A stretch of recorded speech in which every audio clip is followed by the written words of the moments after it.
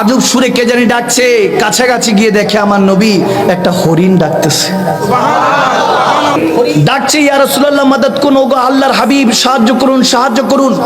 আমার নবী শুনে কাছাকাছি গিয়ে দেখতেছে হরিণকে শিকারী আটকে রেখেছে।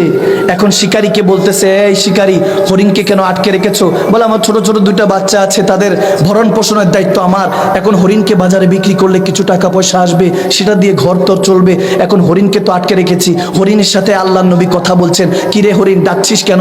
বলতেছে, ইয়া রাসূলুল্লাহ আমারও ছোট ছোট দুইটা বাচ্চা আছে, তাদেরকে দুধ পান করে চলে আসবো, একটু যদি শিকারি থেকে একটু সময় নিয়ে দিতেন। ইয়া রাসূলুল্লাহ আপনার কথা তো কেউ ফালে না, আপনি তো বুঝবেন আমার কষ্টটা, আমার ভাষা তো সে বুঝতেছে না, আপনি তো আমার ভাষা বুঝেন। কারণ আল্লাহ তো বলেছেন কোরআনে পাকে, ওয়া আল্লামাকা মা লাম তাকুন তা'লাম ওয়া কানা ফাদলুল্লাহি আলাইকা আযীমা। আমি আল্লাহ যাকে ভালোবাসি, আমি আল্লাহ যা জানি সমস্ত কিছু জানিয়ে দেই। এখন নবীকে তো সমস্ত কিছু জানিয়ে দিয়েছেন, কারণ নবীকে তো আল্লাহ ভালোবাসেন। নবীজি কথা যখন বলতেছেন, শিকারীর কাছে বললেন, এই শিকারী, একটু কি হরিণকে সময় দিবা, সে দুধ পান করিয়ে চলে আসবে, তার ছোট ছোট দুইটা বাচ্চা আছে। এখন শিকারী বলতেছে, কি বলেন, হরিণ এই কথা আপনার কাছে বলছে? বলে, হ্যাঁ। বলে, হরিণ বলল কোন সময়?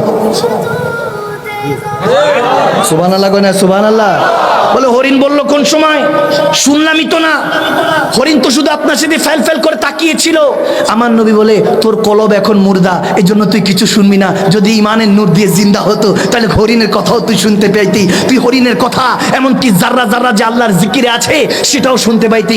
তখন শিকারী বলতেছে, এত কিছু বুঝবো না, হরিণকে ছাড়া যাবে না, এটা কোনো সম্ভব না। একবার যদি খাঁচা থেকে চলে যায়, সেই শিকার কি আর ফিরে আসে? আমার নবী বলতেছে, কি করব কি করব? হরিণ বলতেছে, ইয়া রাসূলুল্লাহ আমার ছোট ছোট দুইটা বাচ্চা, আমি মা সহ্য করতে পারবো না, আমি চলে আসবো, ওয়াদা করলাম আকা, একবার আমাকে ব্যবস্থা করে দেন, একটু ব্যবস্থা করে দেন। এখন হরিণদের এই অবস্থা দেখে আমার নবী চিন্তা করতেছেন, আমি তো রাহমাতুল লিল আলামিন, ওই